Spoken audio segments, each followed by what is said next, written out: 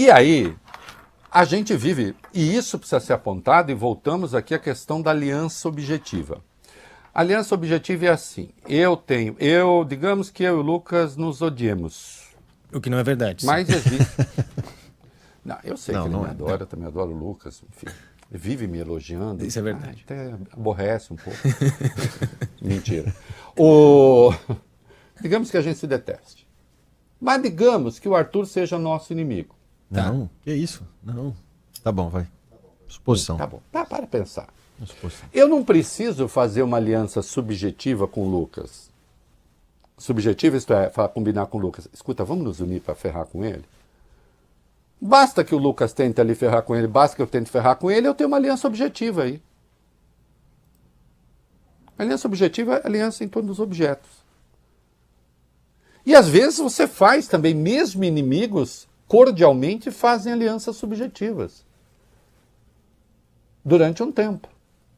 Pactos. Como os nazistas fizeram com Stalin. Durante um tempo. Achando que os dois estavam ganhando tempo para depois se pegarem. Né? Se foi assim, o Stalin ganhou, mas não vou entrar nesse mérito agora. O Flávio está vendo uma aliança objetiva entre ele, o bolsonarismo, a extrema-direita e a imprensa. Porque tem uma fase de crítica. Aliança objetiva, eu não estou condenando ninguém, não estou censurando ninguém, não estou patrulhando ninguém. Só estou vendo um objeto e descrevendo o objeto. Porque tem hora que o objeto está aí, como dizia Jô Soares. Xícara diz, boa noite, Reinaldo. Eu digo, boa noite, Xícara. Depois eu vou perguntar, mas Xícara, fala. Primeiro, quando ela dá boa noite, educadamente você dá boa noite. É o objeto. E ele está vendo essa aliança. Ele vocalizou isso. Do que é que eu estou falando? Até outro dia, os bolsonaristas chamavam os jornalistas e as empresas de comunicação de extrema imprensa. Seriam todos, na designação de muitos deles, comunistas. Agora, Flávio fareja uma união objetiva entre o bolsonarismo e a imprensa na agenda anti-Supremo. Vamos ouvir o que ele disse. Cada dia que passa, mais pessoas estão vendo como ele foi colocado onde ele está, com uma farsa, atropelando lei, rasgando a Constituição, julgado por seus inimigos. Mas hoje, o canhão começou a virar para outros alvos, como nós já avisávamos desde lá de trás que ia acontecer. Quando era com o Bolsonaro, Felipe, fechavam os olhos e incentivavam, publicavam essa falsa narrativa de tentativa de golpe, porque era para atacar o Bolsonaro e para prender o Bolsonaro. Mas enjaularam o meu pai. Atingiram esse objetivo. E agora começam a questionar os mesmos métodos que estão sendo usados para perseguir a própria imprensa. Continuam descumprindo a lei. Em que a imprensa está sendo atingida? Qual é? O que estão atingindo a imprensa? Verificar se houve quebra de sigilo, não sei o que, ninguém tocou na imprensa. O que não pode é haver quebra de sigilo ilegal. Mas ninguém tocou na imprensa. É mentira isso. Agora, ele vê uma unidade de desígnios, como se costuma dizer na linguagem penal, né? Ele vê uma unidade de desígnios. E, portanto, espertamente, ele fareja um momento que ele considera positivo. E agora a imprensa passou a ser aliada.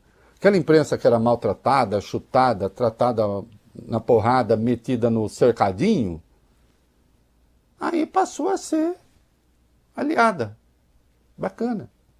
E mais, ele está tentando um outro público também, que não é bem o público, as pesquisas indicam, muito afeito ao bolsonarismo. Nós vamos falar de Irã, Estados Unidos, fica aí. Fica aí.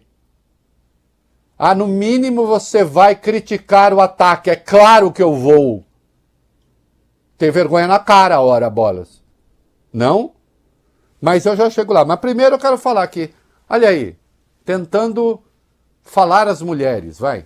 Todas as pesquisas apontam que Lula lidera as intenções de voto entre as mulheres. Flávio acenou para esse público, tendo como pano de fundo uma epidemia de feminicídios. Vamos ouvir o que ele falou. Mulheres, vocês estão aqui? Na época do presidente Bolsonaro, vocês eram protegidas.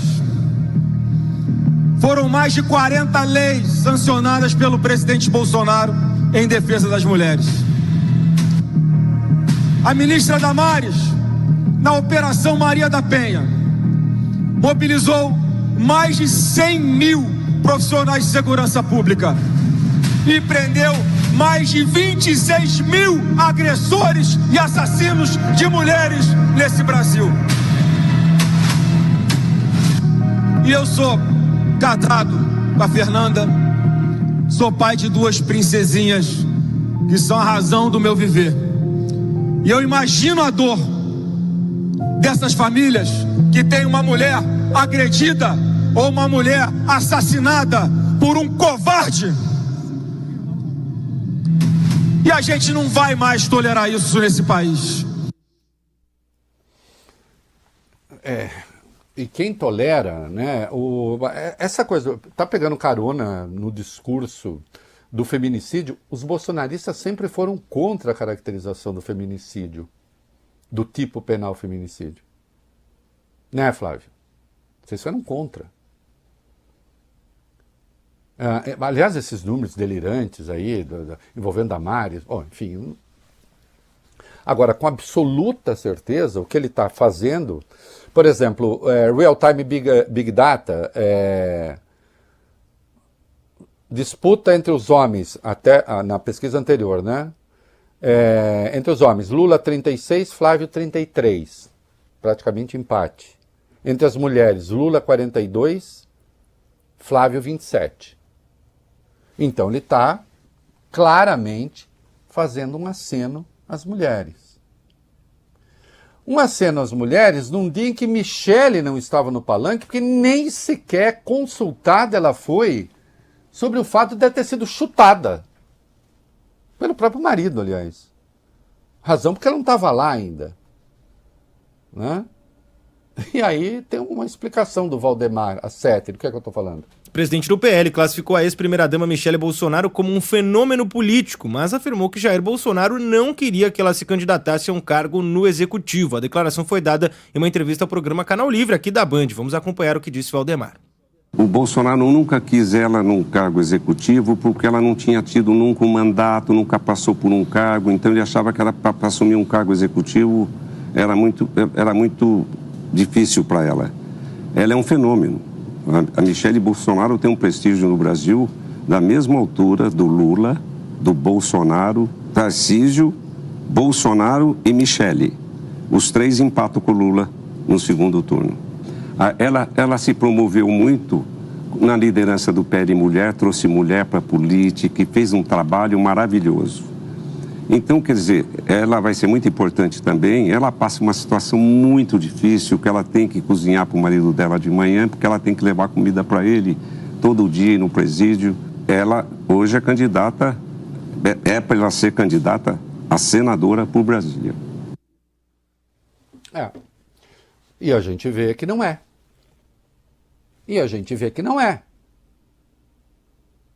Né? Então, eles têm dificuldade de lidar com isso. Essa é que é a verdade. O próprio Bolsonaro, porque ele não conversou com a mulher dele quando ele escolheu o filho e aposentou a Michele.